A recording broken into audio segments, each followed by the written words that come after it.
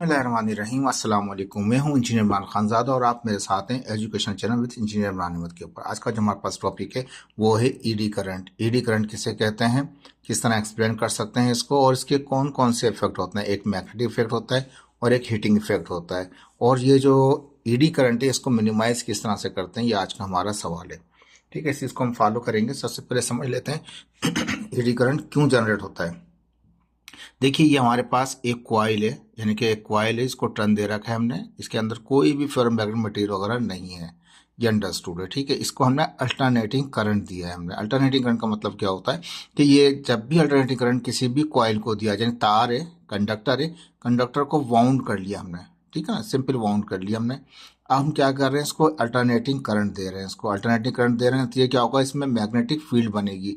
लेकिन magnetic field जो इस बनेगी इसकी, वो कांस्टेंट नहीं होगी, वो वेरिंग होगी। क्योंकि अल्टरनेटिंग करंट में कभी पॉजिटिव साइकिल आता है तो कभी निगेटिव साइकिल आता है। तो पॉजिटिव निगेटिव साइकिल की वजह से ये जो फील्ड होगी इसकी जो निकल रही है वो वेरिंग होगी, वो चेंज हो रही होगी। ठीक है, तो अगर हम इसको या किसी भी कंडक्ट इसके पास किसी दूसरे कंडक्टर को लेके आते हैं तो हमें मूव कराने की ज़रूरत नहीं है। लेकिन यहाँ पर हम क्या करेंगे, हमने सिंपली एक कॉइल ली है जिसमें अल्टरनेटिंग करंट दिया हुआ है और इसको पहले स्टेप में दिखाया है कि इसके अंदर से फील्ड निकल रही है, वेरिंग फील्ड है। लेकिन ये इतना दूर है कि एक हमारे पास एक स्लेब है। देखें, कंडक्टिंग मटेरियल का एक स्लेब है।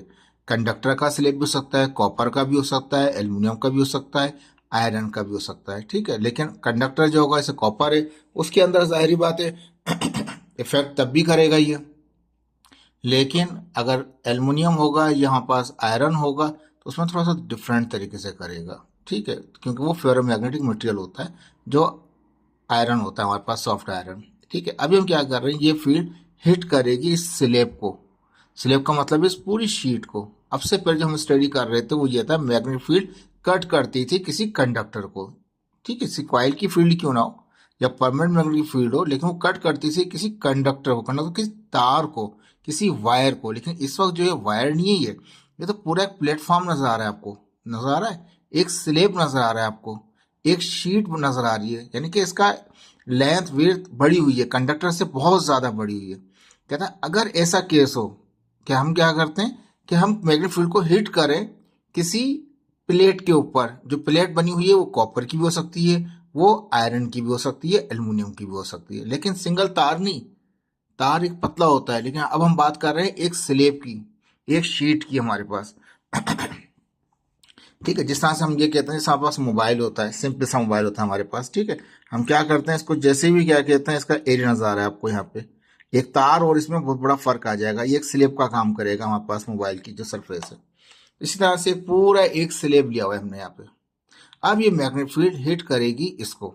जब तक ये हिट नहीं करेगी इस सरफेस के ऊपर, कुछ भी नहीं होगा। तो यानी कि पहले स्टेप के अंदर क्या दिखाया हमने, अल्टरनेटिंग करंट है, कॉइल में से गुजर रहा है, लेकिन कोई इफेक्ट नहीं है इसके ऊपर, क्योंकि इसकी फील्ड हिट ही नहीं कर रही। लेकिन दूसरे स्टेप में हमें दिखाते हैं, इसको थोड़ा सा मूव करके हम नीचे लेके आ गए, इसलिए कि हिट करे। जब हमने इसको हिट कराया तो क्या हुआ, हम ये जानते हैं फ्राडे लॉ के मुताबिक, जब भी कोई फील्ड किसी कंडक्टर को हिट करे तो उसमें करंट इंड्यूस कर देती है। लेकिन वो तार था। अब से पहले जितनी भी स्टडी आपने की है, फ्राडे law, Lenz law, electro induction, जो कुछ भी पढ़ा आपने, वो एक तार को यानी फील्ड कट करती थी किसी तार को। तार का मतलब बारीक है। ठीक है ना, लेकिन एक स्लेब नहीं होता। एक स्लेब में और तार में बहुत बड़ा फर्क है। तो कहता है कि जो फील्ड है ये कट कर रही है एक स्लेब को। तार को करती तो तार में सिंपल करंट पास हो जाता, कोई बड़ा इशू नहीं आता इतना। अगर स्लेब को करेगी तो फिर क्या होगा, कहता है उसमें क्या होगा, जब ये इसको कट करेगी तो इसको मैग्नेटाइज कर देगी। मैग्नेटाइज कर देगी तो इसके अंदर क्या होगा, एक इंड्यूस करंट पैदा हो जाएगा। ये तो सिंपल फिनोमेना है। जब भी मैग्नेटिक फील्ड किसी कंडक्टर को कट करेगी तो उसमें हम इंड्यूस कर देगी ईएमएफ को और करंट को जनरेट कर देगी। तार था, सिंपल था, कोई इशू नहीं था। लेकिन स्लेब की बात आई, चेंज हो गया। क्या चेंज हुआ, अब जो इंड्यूस करंट हुआ वो यहां से निकल के वहां इधर नहीं चला गया। ऐसा नहीं कि एक तरफ से निकला दूसरी तरफ से चला गया, ऐसा नहीं किया उसने, कहीं पे मूव। वो अंदर ही उस सरफेस जिस एरिया पे पर ये हिट किया, उसी पे क्या कर रहा है, वो सर्कुलर गोल गोल घूमने लग गया। यानी करंट क्या कर रहा है, सर्कुलेटिंग करंट पैदा हो गया। कंडक्टर वायर के अंदर ऐसा नहीं हो रहा था, उसमें सिंपल था। लेकिन इसमें क्या होगा, स्लेब में उसकी सरफेस के ऊपर एक कंडक्टिंग करंट, एक सर्कुलेटिंग करंट पैदा हो जाएगा उस शीट के ऊपर, उस स्लेब के ऊपर। ठीक है, अगर ये कंडक्टर भी हो सकता है कॉपर का भी, और फेरोमैग्नेटिक मटेरियल का भी हो सकता है, कॉस्ट आयरन, सॉफ्ट आयरन वगैरह का भी ये हो सकता है। कहता है जब ये फील्ड ने कट किया इस स्लेब को तो इसमें इंड्यूस ईएमएफ हुआ, करंट हुआ, तो वो भी एक सर्कुलर गोल गोल घूमने लग गया करंट अंदर। ऐसा नहीं यहाँ से निकला कहीं और चला जाए, वही अंदर घूमने, जब वो उसमें सरफेस नहीं, क्योंकि कंडक्टिंग मटेरियल है, जब उसमें घूमेगा तो वो मैग्नेटाइज हो जाएगा। स्लेब का इतना एरिया जिस पे वो फील्ड हो, जिस पे करंट अंदर गुजर रहा था वो मैग्नेटाइज हो गया। अब उसका कलर देखें, अब हमें ग्रीन से नजर आ रहा है यहाँ पास। अब एक फील्ड हो गई इस करंट की जो गोल गोल घूम रही है इसके अंदर, उसकी फील्ड वो ग्रीन से दिखा रहे हैं, ठीक है। तो अब यहाँ क्या होगा कि ये फील्ड और असल मैग्नेट की जो क्या कहते हैं हमारे पास वेरिंग एसी सोर्स की वजह से जो फील्ड पैदा होती है वो आपस में क्या करेंगी, इंटरैक्ट करेंगी। नतीजा क्या होगा, जो स्लेब है इस स्लेब के ऊपर दो किस्म के इफेक्ट पैदा हो जाएंगे, एक मैग्नेटिक इफेक्ट पैदा होगा, दूसरा हीटिंग इफेक्ट पैदा होगा हमारे पास। ये आज का टॉपिक है, ये बहुत इंपॉर्टेंट है, इसको समझने की कोशिश कीजिएगा। कहता है ईडी करंट किसे कहते हैं और किस तरह एक्सप्लेन करते हैं। तो सच सर्कुलेटिंग करंट, ये जो गोल घूमने वाला करंट है, देखा ना, गोल गोल घूमने वाला करंट, तो such circulating current which is induce in the conductor sheet. मैंने कंडक्टर वायर नहीं लिखा, कॉइल नहीं लिखा, मैंने लिखा शीट लिखा। कंडक्टर की एक शीट है, एक प्लेट है, स्लेब भी कह सकते हैं। कंडक्टर की भी हो सकती है, यानी कि कॉपर की भी, या फेरोमैग्नेटिक मटेरियल की भी शीट हो सकती है। तो फेरोमैग्नेटिक मटेरियल हो चाहे कंडक्टर हो, उसकी शीट है, पूरी एक प्लेट है, एक स्लेब है, एक बार है, तो क्या होगा उसके अंदर ईडी करंट पैदा हो जाएगा, सर्कुलेटिंग गोल गोल घूमने वाला करंट पैदा। ये तो वो स्टेप है जिसमें उसने हिट ही नहीं किया, फील्ड ने कट ही नहीं किया, इसको टच ही नहीं किया, इससे पास ही नहीं हुई। जब पास हुई तो सर्कुलेटिंग करंट आ गया। कब, व्हेन कंडक्टर या ferromagnetic material sheet is exposed in the changing magnetic field. जब ये स्लेब इसके ऊपर चेंजिंग मैग्नेटिक फील्ड ने एक्सपोज किया, जब उसने हिट किया इसको, जब उसने पास हो इसे, ठीक है, तो क्या होगा, एक गोल गोल घूमने वाला करंट पैदा हो जाएगा। उसको गोल गोल घूमने वाले करंट को हम बोलेंगे ईडी करंट बोलेंगे यहाँ पे, ठीक है, जो हमारा टॉपिक है। तो सर्कुलेटिंग करंट है, स्लेब के अंदर यहीं पर ही गोल गोल घूमता रहेगा, ठीक है। किस तरह, सेकंड पार्ट था जनरेट किस तरह करते हैं। तो generation of eddy current can be understand by the following step, वाले स्टेप से हम इसको समझाएंगे। ये बात देखें, अभी मैं बता चुका हूँ आपको, लेकिन फिर भी पढ़ के बताऊंगा ताकि आपको ईजी हो जाए। पहले स्टेप में क्या होगा, when coils changing magnetic field, coil की चेंज होने वाली मैग्नेटिक, क्यों चेंज हो रही है, क्योंकि अल्टरनेटिंग सोर्स लगी हुई है उसके अंदर, एसी करंट है, डीसी नहीं है, एसी करंट है। तो कहता है when coil changing magnetic field and conductive material sheet, ये जो स्लेब नजर आ रहा है कंडक्टिव मटेरियल शीट, या ये कंडक्टिव मटेरियल की हो सकती है या फेरोमैग्नेटिक मटेरियल की हो सकती है, आर नॉट इन कॉन्टैक्ट, ये फील्ड और ये स्लेब कॉन्टैक्ट में नहीं है। So no eddy current generate in the conductive और फेरोमैग्नेटिक मटेरियल शीट, इस शीट के अंदर कुछ भी करंट जनरेट नहीं होगा। पहले स्टेप में तो ये फिगर में नजर आ रहा है। दूसरे स्टेप में कहता है व्हेन चेंजिंग मैग्नेटिक फील्ड, ये चेंजिंग मैग्नेटिक फील्ड है, एंड कंडक्टिव मटेरियल शीट, ये शीट है, ये स्लेब है, चाहे कंडक्टिंग मटेरियल का हो चाहे फेरोमैग्नेटिक मटेरियल का हो, ठीक है, आर इन कॉन्टैक्ट, किसमें आ गया, ये कॉन्टैक्ट के अंदर आ गया दोनों के दोनों। सो इंड्यूस ईडी करंट, तो इंड्यूस ईडी करंट जनरेट हो जाएगा इन द कंडक्टिव जो ये है, या फेरोमैग्नेटिक शीट जो है इसके अंदर, इन द सर्कुलर फॉर्म, उसमें गोल गोल घूमना शुरू कर देगा उसके अंदर। तो आगे लिखा सर्कुलेटिंग एडी करंट। कोई सवाल ईकेट एमकेट में बना सकते हैं क्या, जो एडी करंट होता है वो स्ट्रेट सफर कर रहा होता है, सर्कुलर सफर कर रहा होता है, इसकी जो फ्लो होता है सर्कुलर होता है या स्ट्रेट होता है, ये भी एक सवाल बन सकता है आपका। According to Faraday law of electromagnetic induction, यानी कि ये जो जनरेट हुआ है, इसने इंड्यूस ये करंट हुआ है, वो फैराडे लॉ के मुताबिक, जब फील्ड कट करे किसी भी कंडक्टर को तो उसमें इंड्यूस ईएमएफ जनरेट करती है, ईएमएफ जनरेट करती है तो उसमें इंड्यूस करंट भी हो जाता है। लेकिन ये इतना बड़ा स्लेब था तो इसलिए क्या हुआ कि इस एरिया में, जिस एरिया में इसने फील्ड ने हिट किया, वहीं पे सर्कुलर क्या हुआ, इसने करंट को जनरेट कर दिया। पुराने केस में वायर होता था, स्लेब नहीं होता था, तो करंट निकल के जाता था आउटपुट की तरफ, लेकिन यहाँ पे ये नुकसान पहुंचाएगा अगर स्लेब के ऊपर वो हिट करेगा। एशन साइड फिगर नजर आ रहा है। तीसरा पार्ट आ गया step, this circulating current, circulating eddy current, ये गोल गोल रेड करंट नजर आ रहा है, घूमने वाला सर्कुलेटिंग ईडी करंट जो है जनरेट कर रहा है इट्स ऑन मैग्नेटिक फील्ड, उसकी जो ये रेड कलर में नजर आ रहा है सर्कुलेटिंग करंट हमारे पास है, ये देखें ईडी करंट, मैग्नेटिक फील्ड भी कह रहे हैं इसको। इसी ग्रीन कलर के अंदर क्या करता है, ये करंट जो गुजर रहा है स्लेब के अंदर गोल गोल, तो इस स्लेब के अंदर मैग्नेटाइज कर देता है और इसकी एक फील्ड जनरेट हो जाती है, इसे ग्रीन में नजर आ रही है आपको। तो कहता है इट्स ऑन मैग्नेटिक फील्ड होती है इसकी सर्कुलेटिंग ईडी करंट की। Now this magnetic field interact with the coil magnetic field, जो क्वाइल की मैग्नेटिक फील्ड है उसके साथ ये करती है, इंटरेक्ट करती है। Whose source is alternating current, जो इसकी क्वाइल की सोर्स है वो अल्टरनेटिंग करंट है। अल्टरनेटिंग करंट की वजह से ये फील्ड है ये वेरिंग फील्ड होगी, चेंजिंग फील्ड होगी। ड्यू टू विच, अब इस फील्ड ने जो ईडी करंट का जो लाल कलर में गुजर रहा है उसकी जो ग्रीन फील्ड थी उसने और ये क्वाइल की जो फील्ड ने आपस में इंटरेक्ट किया। Due to which magnetic effect and heating effect occur, उसकी वजह से क्या होगा, मैग्नेटिक इफेक्ट भी पैदा होगा किसमें, इसकी क्वाइल के फील्ड के अंदर, और साथ साथ इस सरफेस के अंदर हीटिंग इफेक्ट भी पैदा हो जाएगा।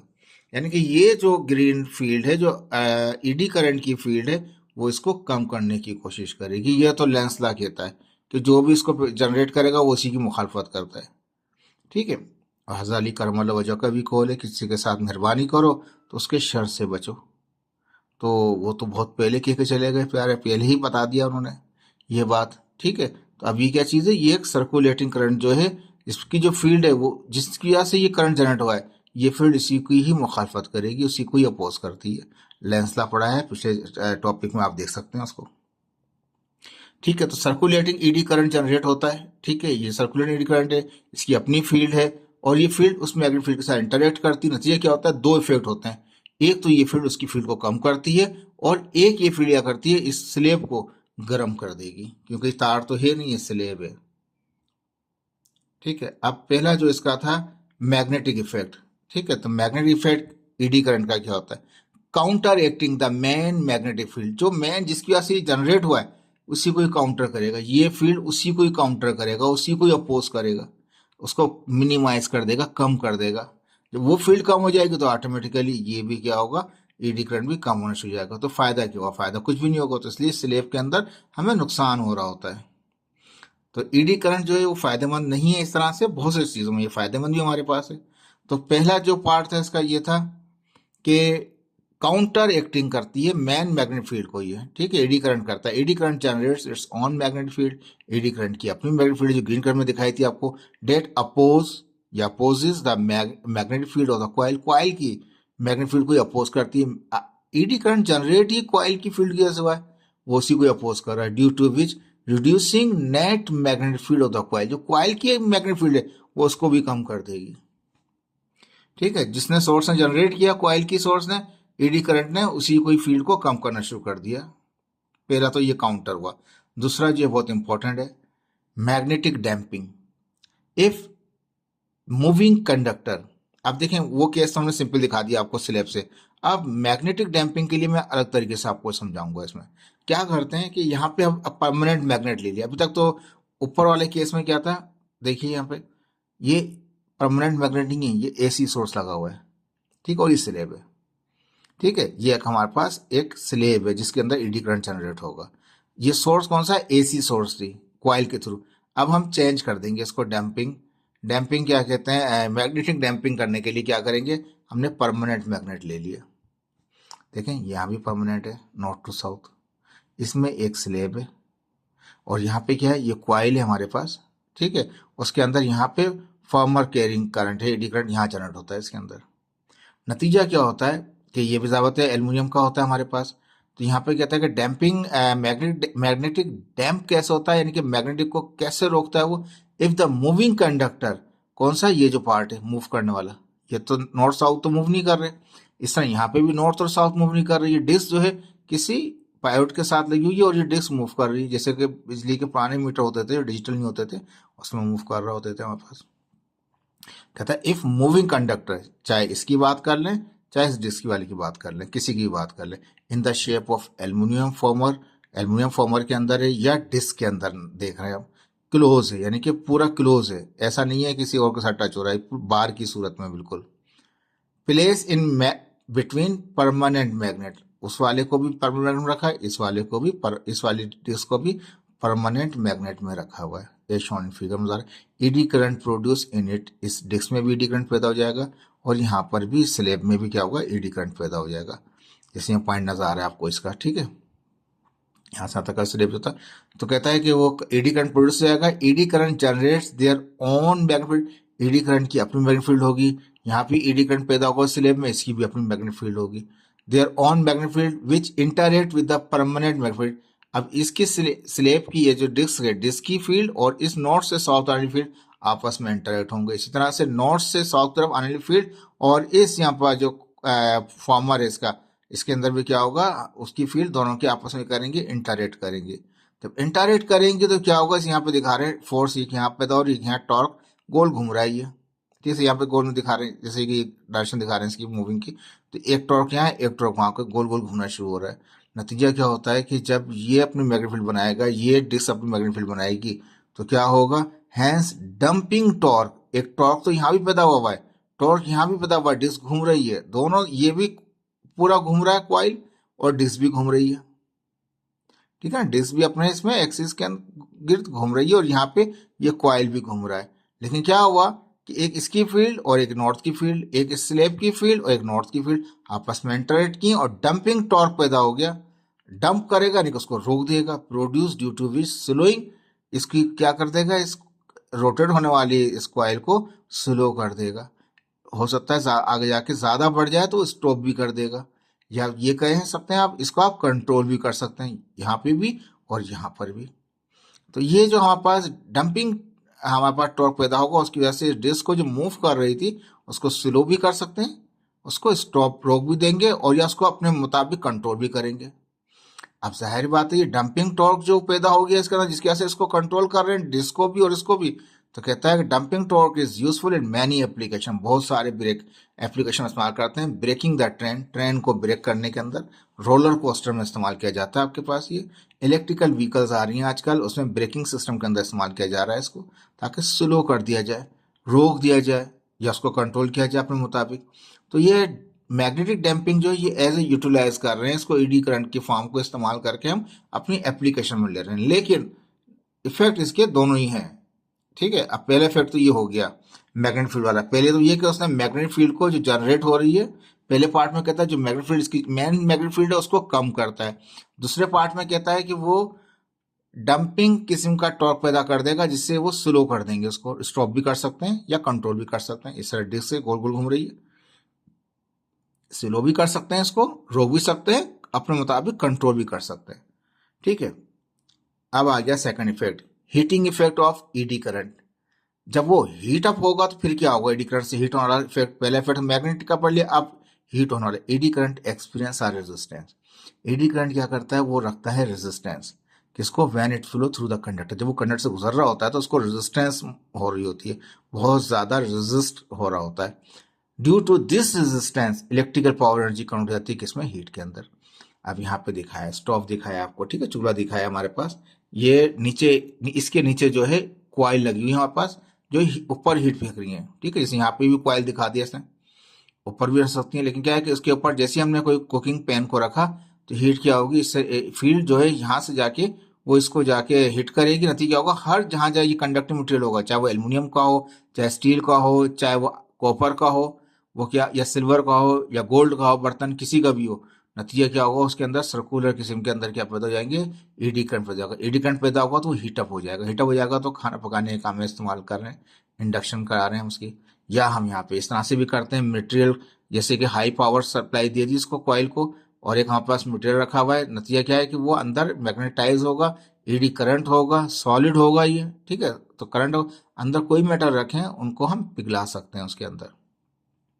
तो यहाँ पे कहता है कि जो ईडी करंट है उसके वजह से वो रेजिस्टेंस होती है उसके अंदर, किसके अंदर, जब वो करंट कंडक्टर से गुजर रहा होता है वो, ठीक है। जैसे कि ये कोर का कंडक्टर पूरा ये नज़ारा है, ये पूरा हमारे, जैसे कि यहाँ पे पूरा ये जो है स्लेब अपनी जगह पर है, लेकिन वो फील्ड यहाँ पे जाके इसमें पैदा हो रही है, व्हेन ईडी करंट फ्लो।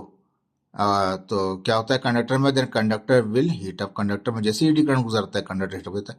जैसे इस पूरे एक वर्टिकल सिलेंड्रिकल शेप नजर आ रहा है आपको, जिसमें मेटल डाल देंगे और वो पिघल जाएगा हमारे पास।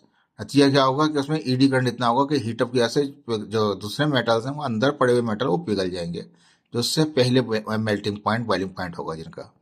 तो हमारे पास यहाँ पे कहता है कि हीटिंग जो क्या कहते हैं, ये जो मटेरियल है ये हीटअप हो जाएगा, ये कंडक्टर हीटअप हो जाएगा, यहाँ पे ये कंडक्टर हीटअप हो जाएगा। ईडी करंट का हम यहाँ पे फायदा भी उठा रहे हैं, ठीक है। जैसे कि अभी पहले चेक कर रहा, अभी हीटिंग इफेक्ट से यहाँ पे मेटलों को पिघला रहे हैं या स्टोव वगैरह का काम ले रहे हैं यहाँ पे। When eddy current flow through the conductor then conductor will be heat up, conductor क्या होगा अंदर से हीट अप हो जाएगा। यहाँ पे जो कंडक्टर है पेन वगैरह है ये हीट अप हो जाएगा, ठीक है। लेकिन फील्ड आके इसको हिट किया है सरफेस को, उसमें ईडी करंट है। इस कॉइल में से जो मैग्नेट फील्ड है, मैग्नेट फील्ड ने आके हिट किया है इसको, इसका करंट I1 था तो इसका करंट का क्या है सिलेंडर का I2 है। तो इस सिलेंडर के अंदर ये बंद, नीचे से बंद है, ऊपर से खुला हुआ ओपनिंग है, अंदर से कोई मेटल डाल रखे हैं। हाई करंट की वजह से क्या होगा इसके अंदर, ये हाई ये जो पैदा हो रहा होगा ईडी करंट, उसकी वजह से क्या होगा इसके अंदर मेल्ट कर जाएगा वो। तो कहता है कि हीटिंग कंडक्टर जो है is useful in many application. इस कंडक्टर को हीट अप कर लिया, यहाँ पे स्टोव पेन को क्या कहते हैं हीट अप कर लिया। बहुत एप्लीकेशन इस्तेमाल करते हैं, इंडक्शन, फर्नेस, मेल्टिंग, ये फर्नेस मेल्टिंग में इस्तेमाल होता है, और ये आपका इंडक्शन स्टोव में खिलाता है पास। ठीक है, अब ये तो हो गए इस्तेमाल जो पॉजिटिव भी नजर आ रहे हैं आपको, लेकिन नेगेटिव भी कुछ चीजें होंगी, या ये किस तरह से इसको मिनिमाइज कर सकते हैं। अब देखें ये दिखाया है हमने कि अगर ईडी करंट को आप मिनिमाइज करें, क्यों मिनिमाइज करने की जरूरत पड़ेगी। अभी जो एप्लीकेशन पढ़ी है उसमें तो फायदेमंद नजर आ रहा था, लेकिन कहीं पर नुकसान भी होगा। तो कहता है इन इलेक्ट्रिक मोटर, चाहे मोटर हो, चाहे जनरेटर हो, या चाहे transformer, eddy current is undesired या अनडिजायरेबल। वहाँ ज़रूरत ही नहीं होती हमें ईडी करंट की। मोटर में, जनरेटर में, ट्रांसफार्मर में हमें ईडी करंट की ज़रूरत नहीं होती, ये हमें नुकसान पहुंचाता है मोटर, जनरेटर, ट्रांसफार्मर के अंदर। अभी जो पीछे पढ़ के आए इंडक्शन वाली चीज़ें वो तो फायदे की थी, लेकिन इन चीज़ों में मोटर, जनरेटर, ट्रांसफार्मर में नुकसान पहुंचाता है। ईडी करंट हमें ज़रूरत नहीं होती, because due to eddy current electrical power is dissipated in the form of heat. जो पावर है वो ज़ाया हो जाता है किस फॉर्म में, हीट की फॉर्म में। टू अवॉइड और मिनिमाइज ईडी करंट, अगर हम चाहते हैं कि हम मिनिमाइज करें ईडी करंट के इफेक्ट को, so core is made by laminated sheet. तो कहता है ये जैसे है ना पूरा एक सॉलिड है, ये पूरा एक सॉलिड नजर आ रहा है आपको, ठीक है, ये पूरा एक सॉलिड। नतीजा क्या हो रहा है, सर्कुलर किस्म के उसमें फील्ड जनरेट हो रही है। तो क्या करेंगे हम, इसके पीसेस कर देंगे, पतले पतले छोटे छोटे पीस कर देंगे, प्लेट बना देंगे। जैसे ये नजर आ रहा है आपको प्लेट, कितनी सारी प्लेटें हो गई जोड़ दी, ताकि ये डिस्ट्रीब्यूट हो जाएगा। ये ईडी करंट को हम डिस्ट्रीब्यूट कर देंगे। तो एक प्लेट के अंदर इस तरह से जा रहा है, दूसरी प्लेट में फिर इस तरह से आ रहा है। नंबर ऑफ प्लेट जितनी भी होंगी, हर प्लेट में अलग अलग सर्कुलर कर रहा होगा। यहाँ तो क्या है, एक ही पूरे कोर में सर्कुलर कर रहा था। तो ये कोर सिंगल सॉलिड कोर है, और ये इसका क्या है, लेमिनेटेड शीट लाएगा ये हमारे पास। इसको इस तरह नजर आता है फिजिकली हमारे पास। So core is made by the laminated sheet. तो कोर ये जो कोर है, सिंगल कोर था, उसको हम मल्टीपल कोर बना लेंगे, छोटे छोटे पीसेस कर लेंगे, उसके लेमिनेटेड शीट कर देंगे, rather than a solid core. Solid core के बजाय एक लेमिनेटेड शीट की बना लेंगे हम। These laminated cores are thin sheets, ये पतली पतली शीट्स होती हैं। देखिए कितनी सारी शीटें आ गई, सिंगल शीट इस तरह की है तो कितनी सारी शीटें बनाई, तो इस तरह नजर आ रहा है। और lamination of iron separate by insulating material, इनको अलग कर लेते हैं इंसुलेटिंग आयल के जरिए भी, और दूसरे भी मेथड है पेपर वगैरह के जरिए भी, ताकि वो आपस में शॉर्ट वगैरह ना हो।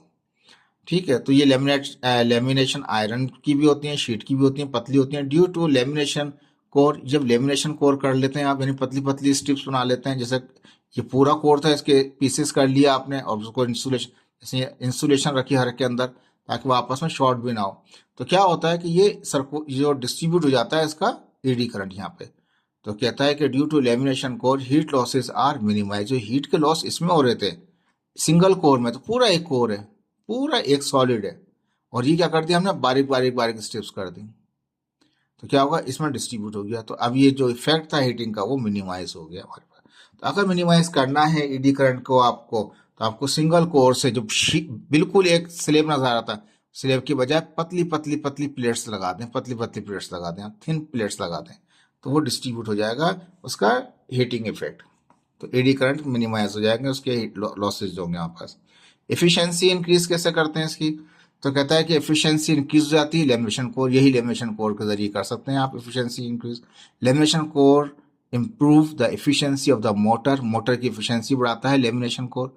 जनरेटर की एफिशिएंसी बढ़ाता है लेमिनेशन कोर। ट्रांसफर की एफिशिएंसी भी कौन बढ़ाता है, लेमिनेशन कोर। अगर सिंगल सॉलिड कोर बनाएंगे तो मोटर भी क्या करेगा, बहुत ही ज्यादा एफिशिएंसी डाउन हो जाएगी, जनरेटर की एफिशिएंसी डाउन हो जाएगी, ट्रांसफर की एफिशिएंसी भी डाउन हो जाएगी। Less energy is wasted, lamination core की वजह से जो पतली पतली पतली स्ट्रिप्स बनाई थी, हमने ऊपर दिखाया था अभी आपको, उसकी वजह से क्या होता है, less energy is wasted in the form of heat, heat की फॉर्म में कम होता है। मैंने अभी थोड़ी देर पहले आपको बताया, ये पतली पतली प्लेट बनाते हैं तो एक प्लेट में देखें ये पूरे प्लेट इस तरह सर्कुलर पूरे उसमें कोर में सर्कुलेट कर रहा था, अब एक एक स्ट्रिप में वो सर्कुलेट कर रहा है। तो कहता है इसकी वजह से क्या होता है, less energy is wasted in the form of heat, heat की फॉर्म में बहुत कम एनर्जी जाया होती है, जिसकी वजह से क्या, to which this device operated with efficiently and less power consumption, कम पावर लेते हैं और अच्छा काम कर लेते हैं मोटर, जनरेटर, ट्रांसफार्मर, अगर लेमिनेशन या लेमिनेटेड कोर इस्तेमाल किया जा रहा हो तो इफिशियंसी इंक्रीज हो जाती है, पहली चीज। दूसरा कहता है reduce mitigation of vibration and noise by laminated core, यानी कि हम कम कर देंगे पेचीदगियां किसकी या मुश्किलात किसकी, वो जो वाइब्रेशन की वजह से हो रही है, नॉइज की वजह से हो रही है। किसके जरिए करेंगे उसको, वाइब्रेशन और नॉइज, दूसरे अल्फाज में कह रहे हैं वाइब्रेशन और नॉइज को हम कम कर देंगे किसके जरिए, लेमिनेटेड कोर के जरिए। तो vibration and noise are in high level due to eddy current, eddy current की वजह से ये क्या होता है, मोटर, जनरेटर के अंदर, ट्रांसफार्मर के अंदर, इनमें अगर हम क्या कहते हैं वाइब्रेट, अगर सिंगल कोर इस्तेमाल करें तो वाइब्रेशन और नॉइज बहुत ज़्यादा होगी। तो due to eddy current in the solid iron core, अगर कोर सॉलिड आयरन कोर है तो ये वाइब्रेशन और नॉइज भी ज़्यादा होती है, ट्रांसफार्मर हो, मोटर हो, जनरेटर हो। So laminated core are use to minimise the vibration, यानी कि लेमिनेशन जो है ना वो वाइब्रेशन को भी कम करता है, नॉइज को भी कम करता है, और डिवाइस जितने भी डिवाइसेस हैं सबको क्वाइटर कर देता है, खामोश, साइलेंट कर देता है कि आवाज़ नहीं आ रही होती, एंड मोर मैकेनिकली स्टेबल। देखें इलेक्ट्रिकली जब भी आप देखेंगे ना साउंड, अनवांटेड साउंड जो होते हैं ना, इसका मतलब ये कि वहाँ मैकेनिकली कुछ ना कुछ प्रॉब्लम हो रहा है, वो वेयर टेयर हो रहा है, वो टूट जाएगा, खराब हो जाएगा। पंखा भी चल रहा है, अगर आवाज़ कर रहा है, ज़्यादा आवाज़ कर रहा है तो पता चल जाएगा। एसी है या कोई भी चीज़ ज़्यादा आवाज़ करेगी तो हम अंदाज़ा कर लेंगे ये ख़राब है। जैसे बाइक वगैरह में वाइब्रेट ज़्यादा करेंगे समझो कुछ गड़बड़ हो रही है, नॉइस ज़्यादा शोर कर रहा है तब भी गड़बड़ है। तो वाइब्रेशन और नॉइस ये याद रखते, चाहे इलेक्ट्रिकल, चाहे मैकेनिकल, चाहे कोई भी इक्विपमेंट हो, अगर जहाँ वाइब्रेशन है और नॉइस ज़्यादा हो रही है इसका मतलब वहाँ वेयर टेयर हो रहा है, वो गड़बड़ हो रही है वहाँ पे।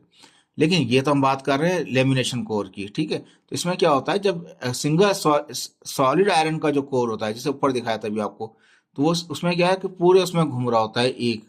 तो ये क्या होता है, वो जो मोटर होती हैं या जनरेटर या ट्रांसफार्मर होते हैं उनमें वाइब्रेशन भी बढ़ जाती है, साथ साथ उनके अंदर जो नॉइस है, नॉइस ही बढ़ जाती है, ठीक है। और मैकेनिकली वो जो है लेमिनेशन कोर इस्तेमाल करने की वजह से वाइब्रेशन भी कम हो जाती है और नॉइस भी कम हो जाती है। नतीजा क्या होता है, वो साइलेंट हो जाता है और मैकेनिकली सही काम कर रहा होता है। लास्ट इसका आ गया, कहता है कि better cooling and thermal management by using laminated core, अच्छी कूलिंग और थर्मल मैनेजमेंट कर सकते हैं किसके जरिए, आप लेमिनेटेड कोर के जरिए। Laminated core of the devices reduce the heat losses, वो लेमिनेटेड कोर वाले डिवाइस, क्या जो भी डिवाइस है जिसमें लेमिनेटेड कोर है वो रिड्यूस कर देता है हीट लॉस को उस डिवाइस में, ड्यू टू विच इसके वजह से क्या होता है, ईडी करंट लॉस भी डिक्रीज, ईडी करंट लॉस कम हो जाता है, डिवाइस वर्क करता है बेटर कूलिंग एनवायरनमेंट में और मैनेजिंग कर रहा होता है, and managing the thermal effect, thermal effect को मैनेज कर रहा होता है। Hence device operation life time and reliability भी इम्प्रूव, तो जो डिवाइसेस हैं उनका ऑपरेशन लाइफ भी बढ़ जाता है, उनकी रिलायबिलिटी भी बढ़ जाती है और ये फायदेमंद रहता है। लेमिनेटेड कोर जो है ये हमारे लिए यूजफुल है अगर हमें मोटर, जनरेटर, ट्रांसफार्मर की बात कर रहे हैं। बाकी अगर हम बात कर रहे हैं इंडक्शन फर्नेस की बात कर रहे हैं या स्टोव की बात कर रहे हैं या हम ब्रेकिंग सिस्टम की बात कर रहे हैं तो वहाँ पे उस टर्म में ये बेनिफिट है। देखिए यार इजी टॉपिक था, ये मुश्किल नहीं था, आसान था। होपफुली कि आपको समझ में आया होगा। Thank you so much. Like कीजिए, सब्सक्राइब कीजिए, अल्लाह हाफिज़।